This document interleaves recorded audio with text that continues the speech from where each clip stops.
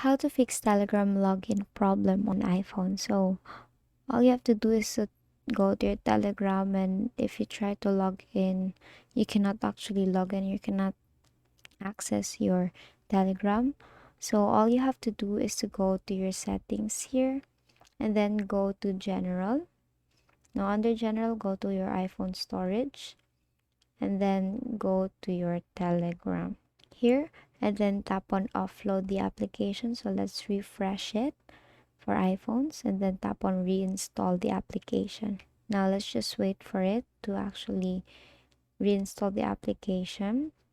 And if you try to log into your Telegram again, if it's still not working, and if you try to log into your Telegram application, that should actually fix it. And now if you cannot log in still, all you have to do is to delete the application and then reinstall the application again. And basically, that is how you fix login problem on iPhone. And if it doesn't work, make sure that you have updated your Telegram application. And that is all for today. If this video helped you, please give us some thumbs up and subscribe to our YouTube channel for more tutorials. Thank you for watching.